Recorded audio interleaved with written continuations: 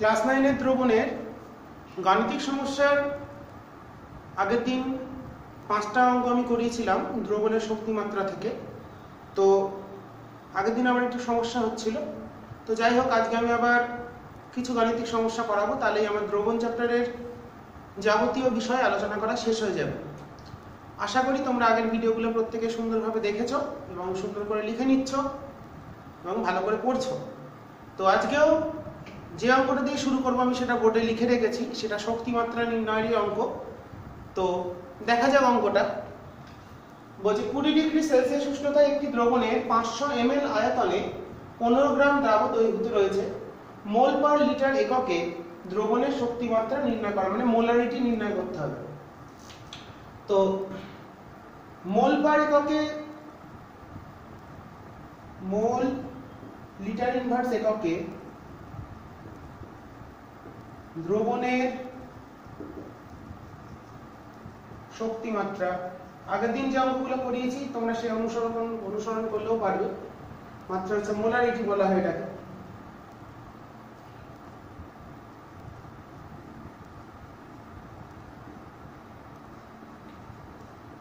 Molarity মানে কি? দ্রাবের মোল পরিমাণ। তাহলে দ্রাবের মোল কত? দ্রাবের মোল পরিমাণ বাই দ্রবণের আয়তন লিটার এককে। মোল পার লিটার মানেই বুঝতে পারছি মোল বাই আয়তন। তো দ্রাবের ভর বলেছে কত? দ্রাবের ভর বলেছে 15, আণবিক ভর বলেছে 40। তাহলে মোল হলো তাহলে কত? ভর বাই আণবিক ভর, তাহলে 15/40। আর আয়তন কত হচ্ছে? 500 ml মানে হাফ লিটার বাই হাফ, তাহলে 1/2, তাহলে হয়ে গেল 3/4। 15 দুগুণে 30/4 মানে 0.75 মোল লিটার ইনভার্স। তাহলে আমাদের উত্তর চলে এলো 0.75 মোল পার লিটার বা 0.75 মোল লিটার ইনভার্স, বা অত এটা আমরা ক্যাপিটাল এম দিয়ে লিখি মোলারিটি, তাহলে 0.7 m, বা এটা আমরা লিখতে পারি 0.7 m। ওকে, তাহলে আমরা অঙ্কটা করে ফেললাম। নেক্সট আমরা একটা অঙ্কে চলে যাব, একটু দ্রব্যতা সম্পর্কিত অঙ্ক কিছু করি এবার। 50 গ্রাম লেড নাইট্রেট 75 ml ফুটন্ত জলে দ্রবীভূত আছে।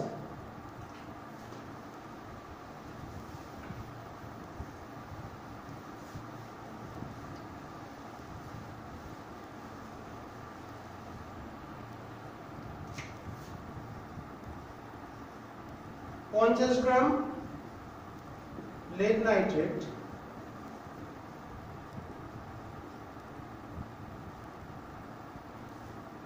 75 ml ফুটন্ত জলে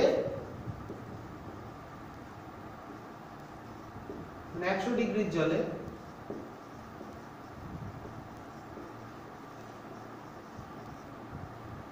দ্রবীভূত আছে।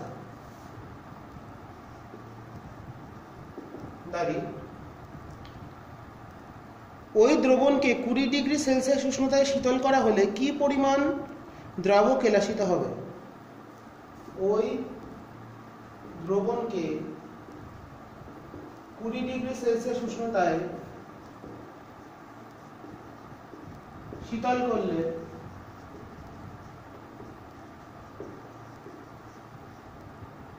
কি পরিমাণ, খুব ইম্পর্টেন্ট অঙ্ক, কি পরিমাণ দ্রাব কেলাসিত হবে?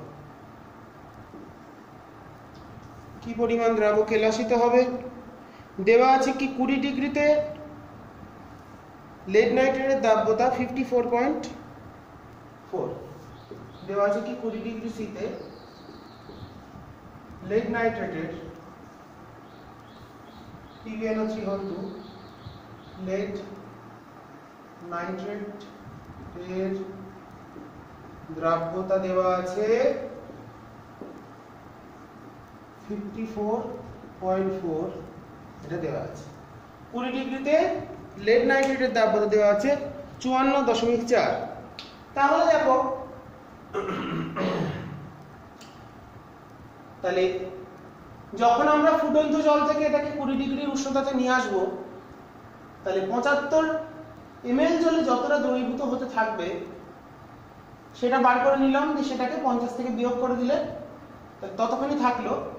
আর 50 গ্রাম তো আগে ছিল, তাহলে যতটা এক্সট্রা সেটাই কেলাসিত হয়ে যাবে। তাহলে আমরা হিসাব করবো এখন। তাহলে 20 ডিগ্রি সিতে 100 গ্রাম জলে দ্রাব্যতা সংজ্ঞা অনুসারে 100 গ্রাম জলে যে পরিমাণ দ্রবীভূত হতে পারে সেটাই দ্রাব্যতা সর্বাধিক। 100 গ্রাম জলে lead nitrate PbNO3 দ্রবীভূত হয়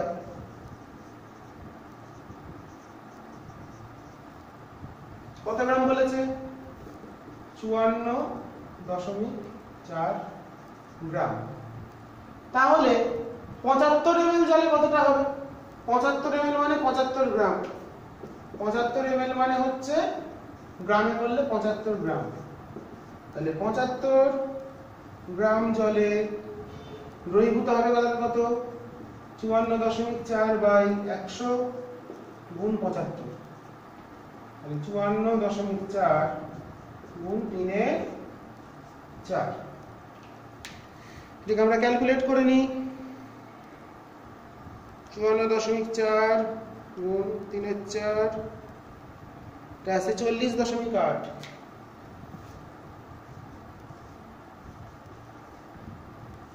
তাহলে 20 ডিগ্রিতে 75 ml বা 75 গ্রাম জলে লেড নাইট্রেট দ্রবীভূত থাকতে পারে 40.8 গ্রাম। আগে দ্রবীভূত ছিল 50 গ্রাম, এখন দ্রবীভূত কত? 40.8 গ্রাম। তাহলে কতটা এক্সট্রা? অতএব কেলাসিত হবে 50 মাইনাস 40.8 মানে 9.2 গ্রাম। তাহলে আমাদের উত্তর বেরিয়ে গেল 9.2 গ্রাম লেড নাইট্রেট কেলাসিত হবে। খুব ভালো অঙ্ক, ভালো করে তোমরা অবশ্যই দেখবে। এরপর চলে যাই পরের অঙ্কে। 50 ডিগ্রি সেলসিয়াস উষ্ণতায় NaCl এর দ্রাব্যতা 36। ওই উষ্ণতায় 100 গ্রাম সম্পৃক্ত দ্রবণ নিয়ে শুষ্ক করলে কত গ্রাম NaCl পাওয়া যাবে? 100 গ্রাম দ্রবণ নিয়ে যদি করি তাহলে কতটা NaCl পাওয়া যাবে?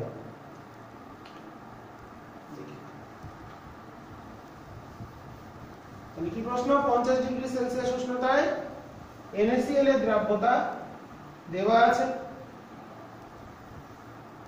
আমরা যদি 100 গ্রাম সম্পৃক্ত দ্রবণ নিয়ে, প্রশ্ন নাম্বার 3, 50 ডিগ্রি সেলসিয়াস উষ্ণতায়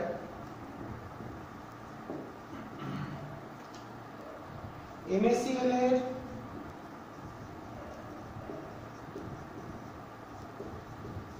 দ্রাব্যতা দেওয়া আছে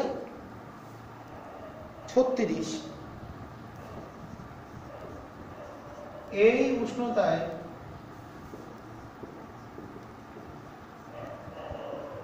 100 গ্রাম সম্পৃক্ত দ্রবণকে NaCl এর সম্পৃক্ত দ্রবণকে লিখলাম, দ্রবণকে শুষ্ক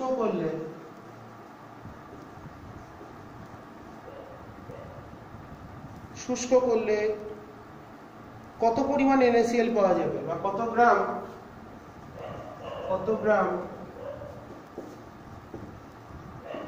NaCl পাওয়া যাবে। ওকে,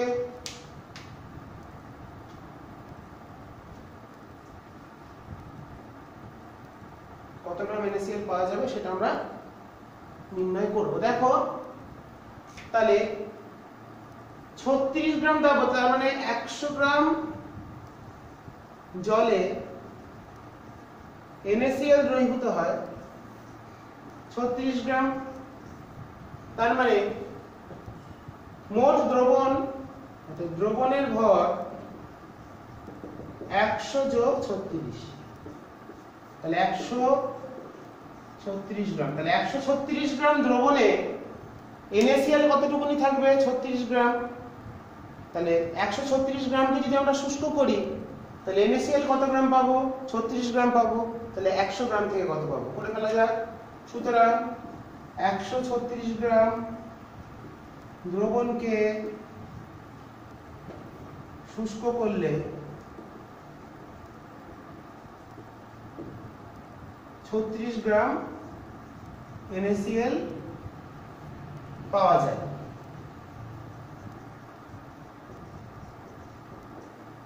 প্রশ্ন দিয়েছে কত গ্রাম? প্রশ্ন দিয়েছে হচ্ছে 100 গ্রাম। তাহলে 100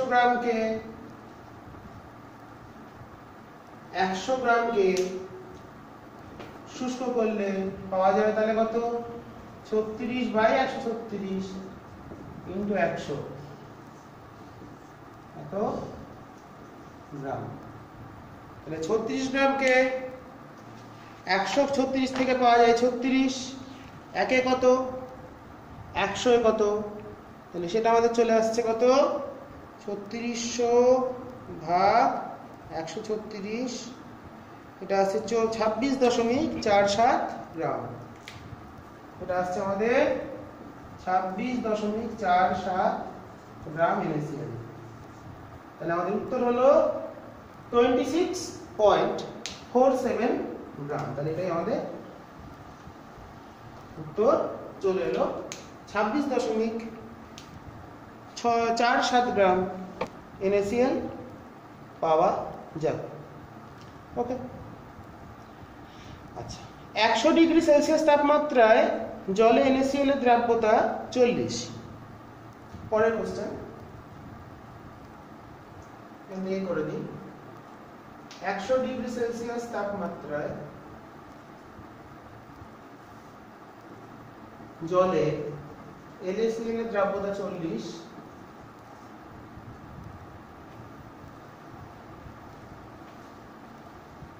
পরের কোশ্চেন, জলে NaCl এর দ্রাব্যতা 40। 100 ডিগ্রি সেলসিয়াস তাপমাত্রায় 140 গ্রাম সম্পৃক্ত দ্রবণের তাপমাত্রা 50 ডিগ্রি সেলসিয়াস করলে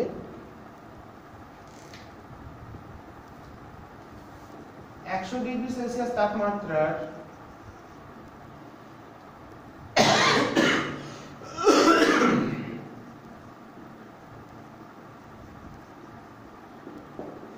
140 গ্রাম NaCl এর 140 গ্রাম সম্পৃক্ত দ্রবণের উষ্ণতা কমিয়ে 50 ডিগ্রি সেলসিয়াস করলে কত গ্রাম NaCl পাওয়া যাবে?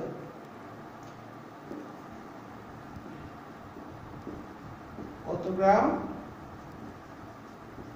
NaCl পাওয়া যাবে? আর 50 ডিগ্রিতে দ্রাব্যতা বলেছে 37। 50 ডিগ্রিতে NaCl এর দ্রাব্যতা একটু কম, কারণ NaCl এর দ্রাব্যতা খুব পরিবর্তন হয় না, নানা স্ট্রেট লাইন দেখেছি, একটু কম দ্রাব্যতা 37।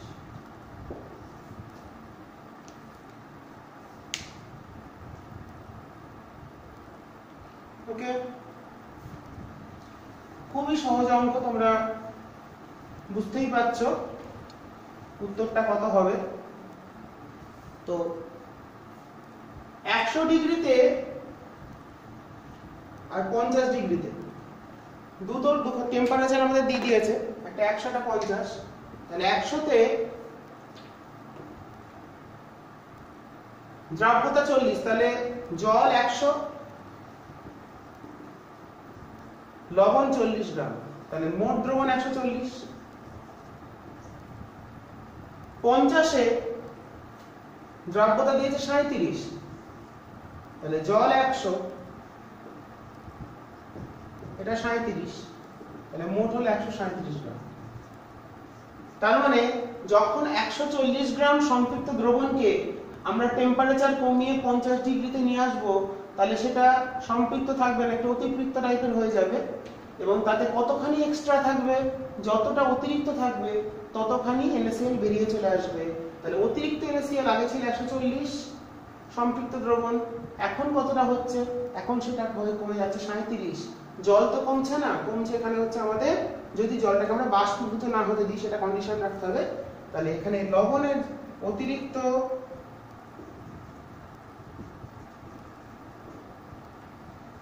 NaCl তাহলে হলো 3 গ্রাম। তাহলে অতিরিক্ত NaCl 3 গ্রাম, এই 3 গ্রাম পরিমাণ NaCl আমাদের দ্রবণ থেকে বেরিয়ে আসবে এবং সেটা আমরা পেয়ে যাব। ওকে, এরপর চলে আসি নেক্সট প্রবলেম আমাদের।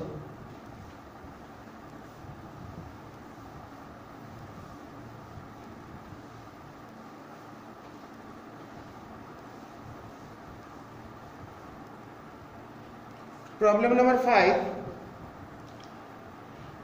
কোন নির্দিষ্ট উষ্ণতায় 80 গ্রাম কোন কঠিন সম্পৃক্ত জলীয় দ্রবণের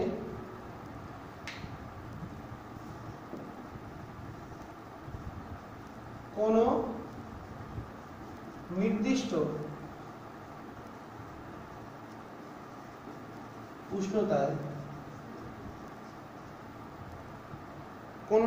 উষ্ণতায় 80 গ্রাম কোন কঠিনের 80 গ্রাম কোন কঠিনের সম্পৃক্ত জলীয় দ্রবণ প্রস্তুত করার জন্য সম্পৃক্ত জলীয় দ্রবণ প্রস্তুত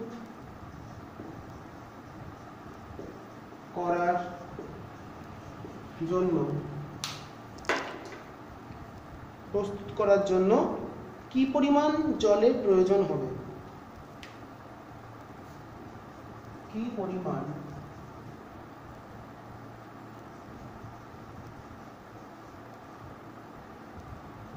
জলের প্রয়োজন হবে?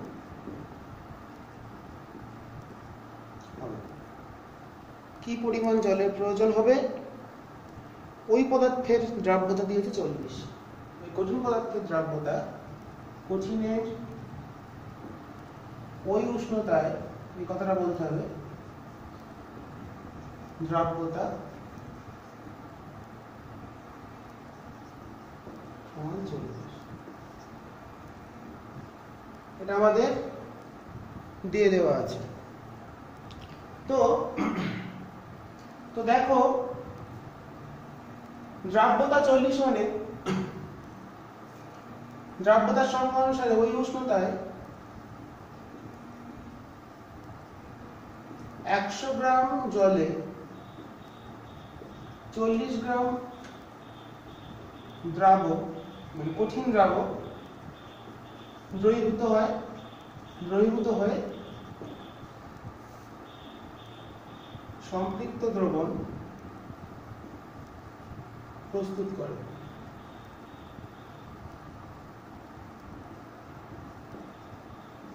ওকে, তাহলে 40 গ্রাম দ্রবণকে দ্রবীভূত করতে, উল্টো করে ভাবলে 40 গ্রাম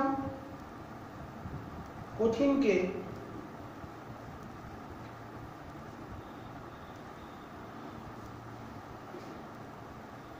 কঠিনের 40 গ্রাম কঠিনের সম্পৃক্ত দ্রবণ করতে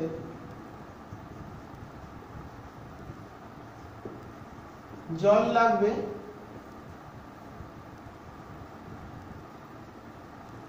100 গ্রাম। তাহলে 80 জনের কত? খুব সহজ ব্যাপার। 80 গ্রাম কঠিনে সম্পৃক্ত দ্রবণ করতে লাগবে দ্বিগুণ হবে, তাহলে 200 গ্রাম। তাহলে জলের পরিমাণ হচ্ছে আমাদের 200 গ্রাম জল লাগবে। আর মোট তাহলে সম্পৃক্ত দ্রবণের ভর হবে, সুতরাং সম্পৃক্ত দ্রবণটির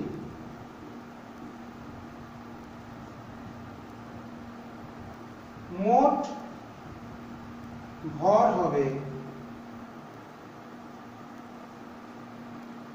200 প্লাস 80 সমান 280। তাহলে ভর জল লাগবে 200 গ্রাম এবং আর কি দেখলাম, মোট সম্পৃক্ত দ্রবণের ভর হবে 280 গ্রাম। পরের সমস্যা আমরা দেখব, যেটা হলো 35 ডিগ্রি সেলসিয়াস উষ্ণতায় লেড নাইট্রেটের 50 গ্রাম সম্পৃক্ত দ্রবণে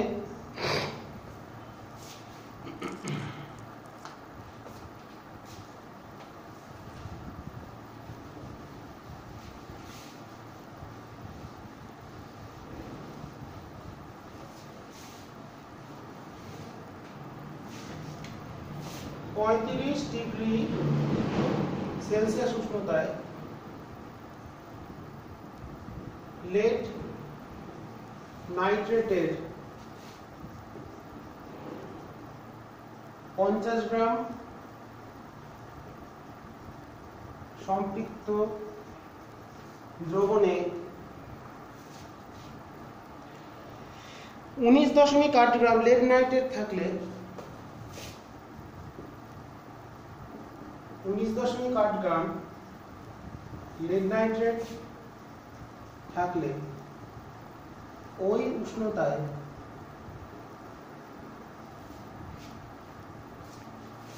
লেড নাইট্রেটের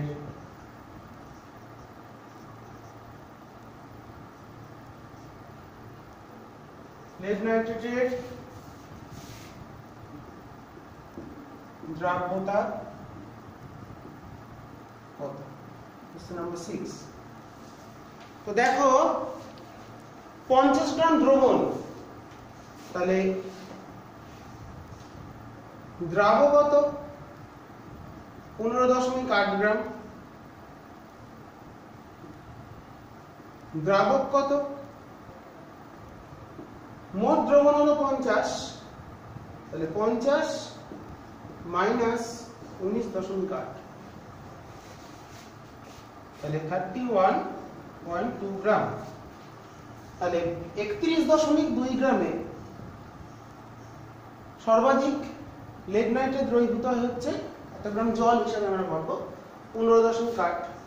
সুতরাং দ্রাব্যতা সূত্র কি? দ্রাবের ভর বাই দ্রাবকের ভর ইনটু 100। তাহলে দ্রাব্যতা কত? দ্রাবের ভর বাই দ্রাবকের ভর ইনটু 100। এটা 19.30 হবে। দ্রাবের ভর বাই দ্রাবকের দিয়ে আমাদের হিসাব করলে আসছে 15.8 ইনটু 100 ডিভাইডেড বাই 30.2।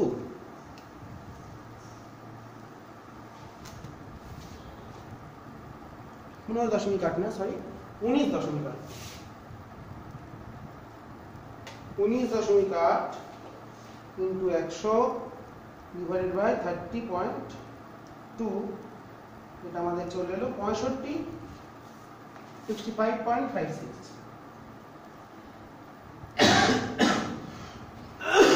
তাহলে দ্রাব্যতা চলে এলো, গ্রাম হবে না, এখানে কম হবে না।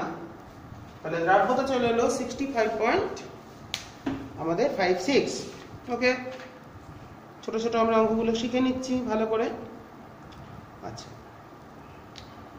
নেক্সট, একটি কঠিনের 25 এবং 75 ডিগ্রি সেলসিয়াস উষ্ণতায় দ্রাব্যতা, একটা কঠিন পদার্থের দুটো ভিন্ন ভিন্ন উষ্ণতায় দ্রাব্যতা বলে দেওয়া আছে। কোশ্চেন নাম্বার 7, একটি কঠিনের 25 ডিগ্রি সেলসিয়াস ও 75 ডিগ্রি সেলসিয়াস উষ্ণতায় দ্রাব্যতা দেওয়া আছে। দ্রাব্যতা দেওয়া আছে কত কত? 91.0 আর 147.0, যথাক্রমে 91 ও 147। দেখ, 75 ডিগ্রি সেলসিয়াস উষ্ণতার 50 গ্রাম সম্পৃক্ত দ্রবণকে 25 ডিগ্রিতে নিয়ে এলে শীতল করলে কত গ্রাম কঠিন কেলাসিত হবে? 50 গ্রাম তো 50, হ্যাঁ। 75 ডিগ্রি সেলসিয়াস উষ্ণতার 50 গ্রাম সম্পৃক্ত দ্রবণকে শীতল করে 25 ডিগ্রি সি করলে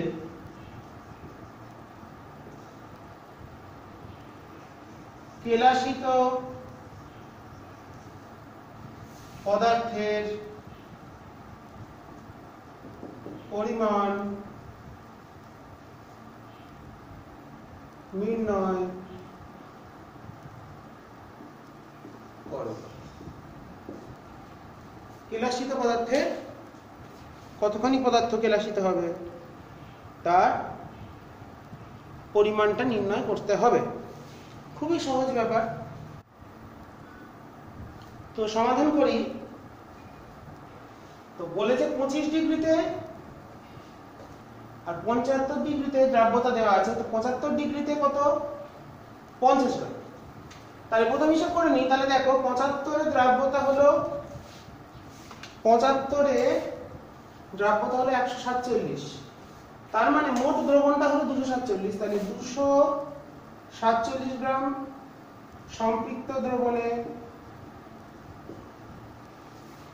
লবণ বা কঠিন বা দ্রাবক থাকে 147 গ্রাম। অতএব 50 গ্রাম যদি দ্রবণ নিই তাহলে 50 গ্রাম সম্পৃক্ত দ্রবণের দ্রাবকতা হবে 147 গুণিত 50 বাই 247 গ্রাম। এটা আসছে আমাদের 147 গুণিত গুণ 50 ডিভাইডেড বাই 247, 29.75 গ্রাম। তার মানে 50 গ্রাম যে দ্রবণটা, তার মধ্যে জল আছে। জল কত? 50 মাইনাস 29.75,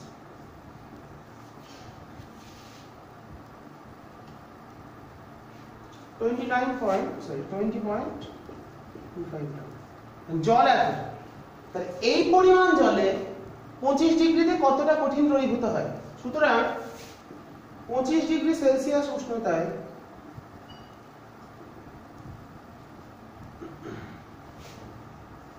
20.25 গ্রাম জলে কঠিন দ্রবীভূত হবে। খুব সহজ। 100 তে দ্রবীভূত হয় কত? 91। একে কত? 20 তে কত? তাহলে 91, 191। তাহলে একে হলো ইনটু 20 তে কত? তাহলে 91 গুণ 20.25 ডিভাইডেড বাই 100,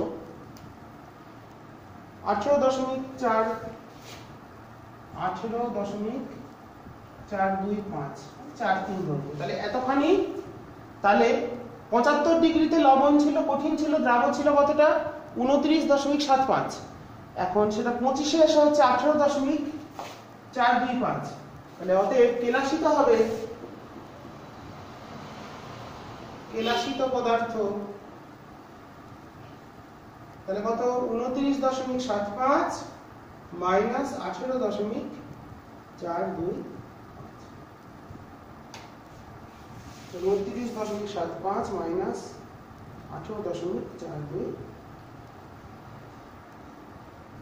3 করে দিলাম একবারে 11.3 11.3 গ্রাম পদার্থ কেলাসিত হতে দেখা যাবে। নেক্সট চলে আসি একটা অঙ্ক।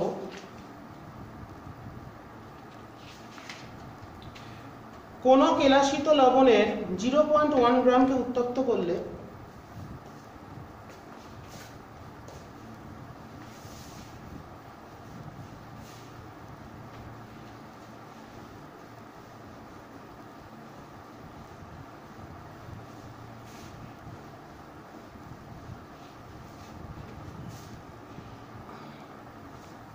কোন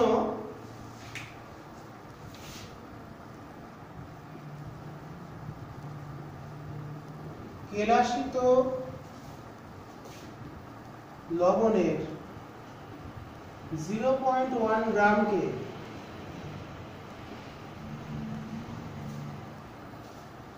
উত্তপ্ত করলে 0.0512 গ্রাম কেলাস জল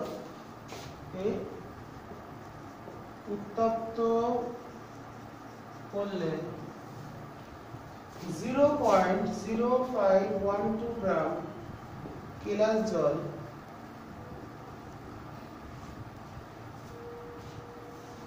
মুক্ত হয়ে কেলাসটি শুষ্ক হয়। কেলাস জল মুক্ত হয়ে কেলাসটি শুষ্ক হয়। কেলাসের অণুতে কেলাস লবণটির আণবিক ওজন কেলাসীয় লবণটির আণবিক ওজন কেলাসীয়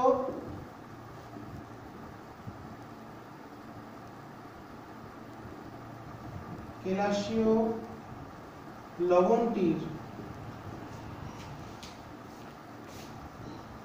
আণবিক ওজন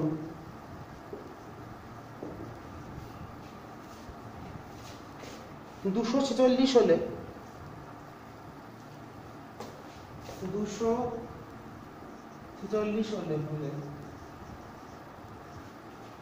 কেলাসীয় লবণটির আণবিক ওজন 246 হলে কেলাসীয় অণুতে কেলাস জলের সংখ্যা কত? অণুতে কেলাস জলের সংখ্যা কত? তাহলে অণুতে কেলাস জলের সংখ্যা কতগুলো আছে সেটা আমাদের ক্যালকুলেট করতে হবে, কিছুই নয়। তাহলে 0.1 গ্রাম থেকে জল বেরোচ্ছে, এটা 0.1 গ্রাম থেকে জল পাচ্ছি এটা। তাহলে এই 246 থেকে কত বার বার করি? তাহলে 1 মোল। তাহলে ওখান থেকে পেয়ে যাবো মোলের থেকে। তাহলে মোট তাহলে 0.1 গ্রামকে উত্তপ্ত করলে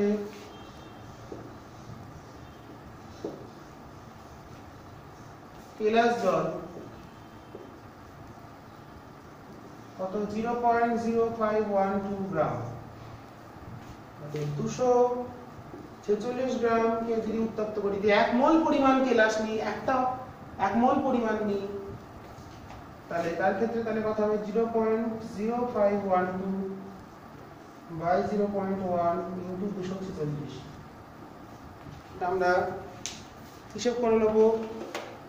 হিসাব করে আসছে 0.512 ইন্টু 246 ভাগ 0.1, 125.95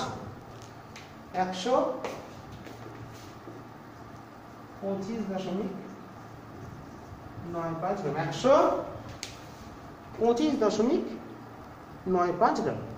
তো 1 গ্রাম অণু থেকে আমার 1 গ্রাম অণুতে যদি মনে করি n সংখ্যক কেলাস আছে, অতএব nটি কেলাস থাকলে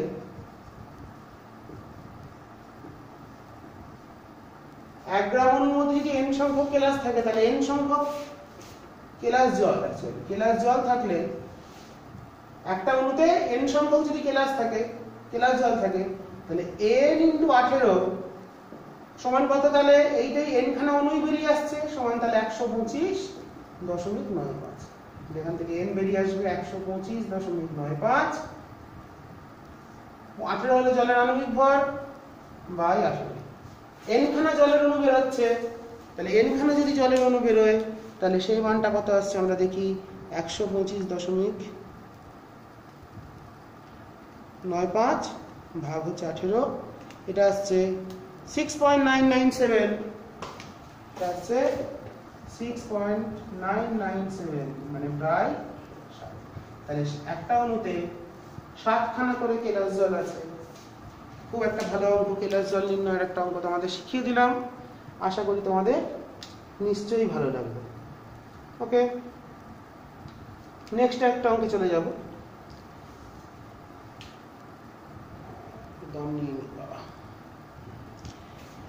একটি কেলাস জল নির্ণায়ক পরীক্ষায় 1.25 গ্রাম ব্লু ভিট্রিয়াল, এটা তো আমরা বাড়ির কাজ,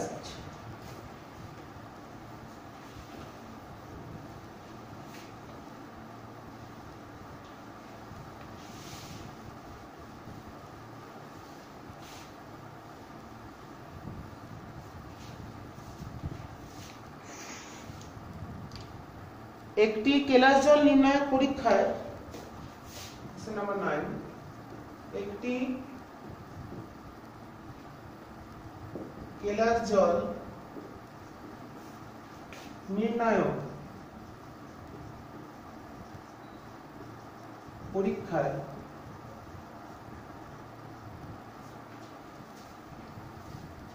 1.25 গ্রাম ব্লু ভিট্রিয়াল, 1.25 গ্রাম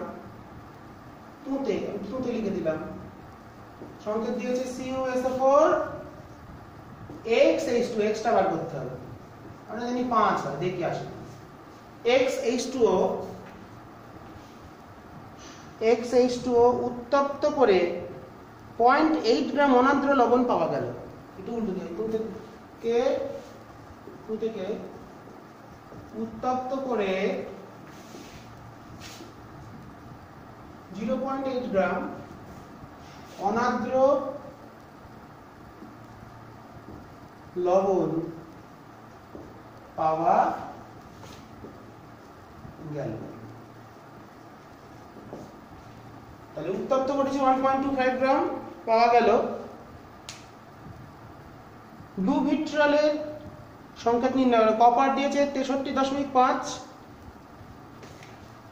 অ্যাকচুয়ালি এক্স কত, এক্সটা ক্যালকুলেট করতে হবে। কপার দেওয়া আছে 63.5, সালফার দেওয়া আছে 32, আর অক্সিজেন দেওয়া আছে 16। ওকে, তাহলে কতটা জল পাচ্ছি? তো কপার সালফেটটা হিসাব করি। মোট তাহলে CuSO4 XH2O এর আণবিক ভর কত?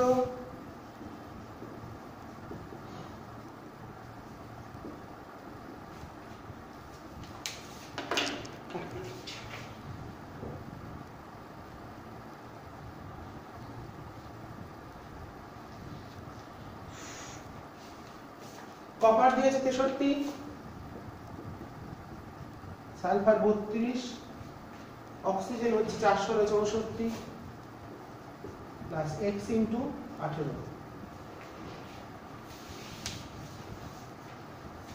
তাহলে 63.5 প্লাস 32, আমি করিয়ে দিচ্ছি, বলছিলাম বাড়ির কাজ দেবো, অঙ্কটা ভালো লাগলো। 159.5 আসছে প্রথমটা, 159.5 প্লাস 18। ওকে, তাহলে দেখো এখান থেকে আমরা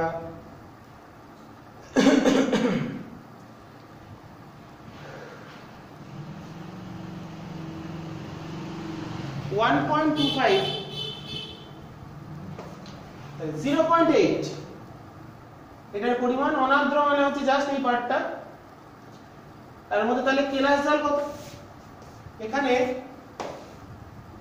কেলাস জলটা হিসাব করে নি। কেলাস জলের ভর, মোট ভর ছিল 1.25, তার থেকে অনার্দ্র 0.8, তার মানে 8 4 12 0.45। তাহলে এরকম ভাবতে পারি 0.8 পরিমাণ অনার্দ্র লবণে জল থাকে 0.45, তাহলে এর মধ্যে অনার্দ্র কোনটা, এই পার্টটা হচ্ছে এইটুকুনি পার্ট অনার্দ্র।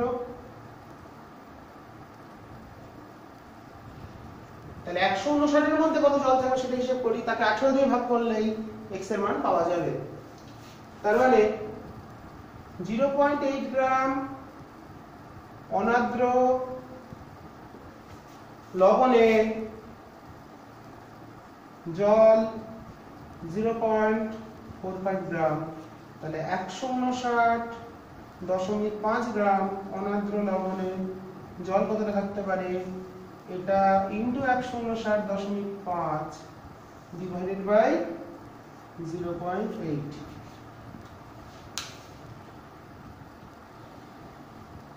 এটা আসছে 89.72, এটা আসছে 89 কত দেখলাম 89.72 গ্রাম। তার মানে জলের পরিমাণটা প্রায় 90 গ্রাম মতন। তার মানে x এর মান তাহলে কত হবে, x ইকুয়াল টু, তাহলে এই যে জলটা সেটা x খানা জলের অণুর ভর, তাহলে x সমান তাহলে হবে অতএব 18x প্লাস 89.72, তাহলে x সমান প্রায় 5 18 90 এর কাছাকাছি, তাহলে প্রায় 5, তাহলে x এর মান 5। তাহলে কপার সালফেটের তুঁতের সংকেত চলে এলো CuSO4.5H2O।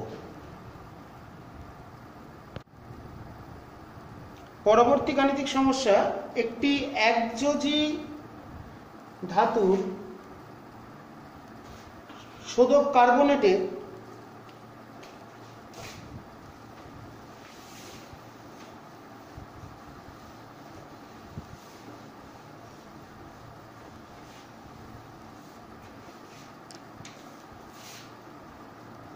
একটি একযোজী ধাতুর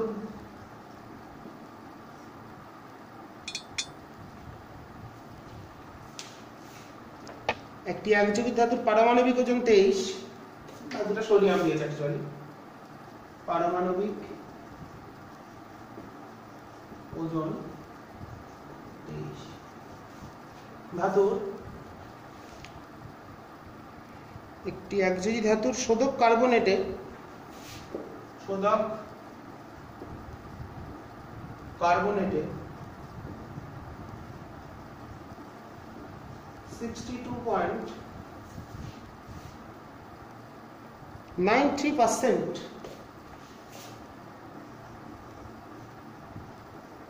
কেলাস জল থাকে।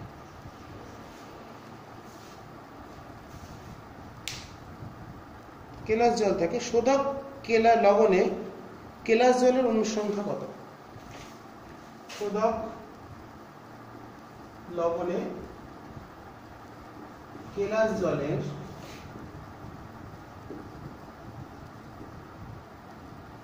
অনুসংখ্যা কত,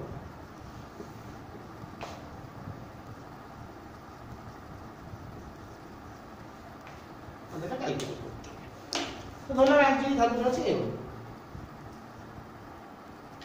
কার্বনেট মানে CO3, একযোজী মানে প্লাস বলেছে, CO3 2 মাইনাস, তাহলে সংকেত কি হলো অতএব শোধক লবণের শোধক ধরলাম জল আছে কেলাস জল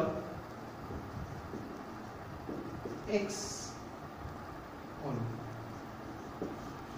তাহলে শোধক লবণের সংকেত এটা হলো M2CO3 X H2O।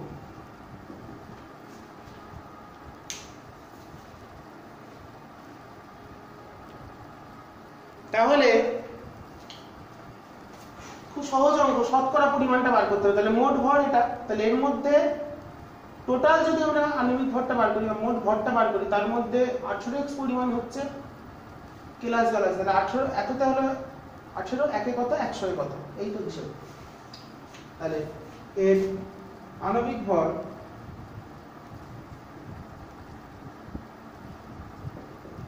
সমান 23 দুগুণে 46 plus carbon 12 oxygen 48 plus x into 18। এটা আমাদের চলে এলো কত 8 আর 2 60 106 প্লাস 18x, তাহলে মোট হলো। তাহলে দেখো পার্সেন্টেজ কি করব, 106 প্লাস 18x পরিমাণ লবণে শোধক লবণে কেলাস জল আছে 18 আছে কতখানি 18x পরিমাণ, তাহলে একে কত 100 কত, সেটাই হচ্ছে 62.3। সুতরাং কেলাস জলের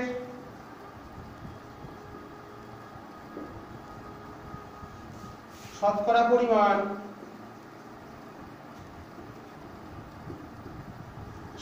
পরিমাণ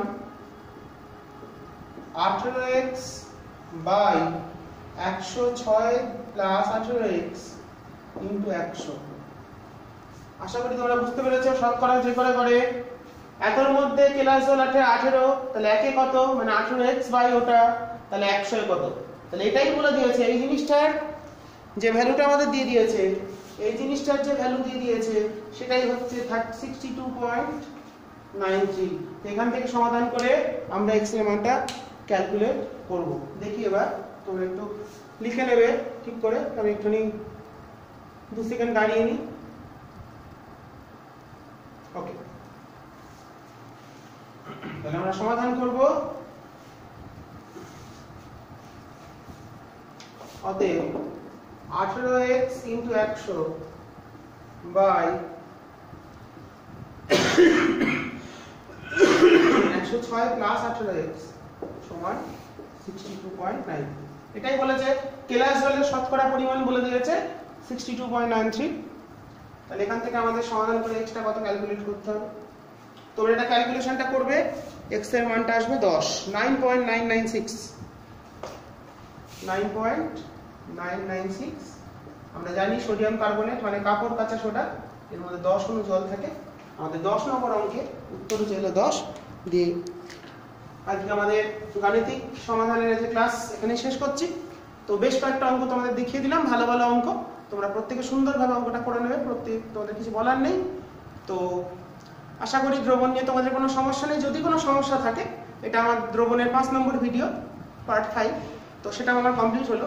তো তোমাদের যদি কোনো সমস্যা থাকে সেটা কমেন্টে জানাবে, আর কমেন্টে অবশ্যই জানাবে ভিডিওগুলো কেমন লাগছে, নালে আমারও ভালো লাগবে না। তোমরা যদি বলো ভালো লাগছে, তাহলে আমার ভালো লাগবে, অবশ্যই ভালো লাগবে। সেই জন্য প্রত্যেককে বলছি কমেন্ট অবশ্যই করবে, কেমন লাগছে সেটা জানাবে।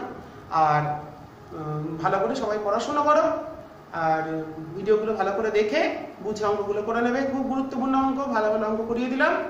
এরপর আমরা অন্য চ্যাপ্টারে চলে যাব, ক্লাস 9-এর। তো যতদিন আমি না পরবর্তী চ্যাপ্টারে প্রবেশ করছি, ততদিনের মধ্যে তোমরা দ্রবণটা ভালো করে পড়ে রেডি করে নাও এবং অঙ্কগুলো ভালো করে প্র্যাকটিস করো। সেই সঙ্গে রেফারেন্স বইতে সাহায্য নাও।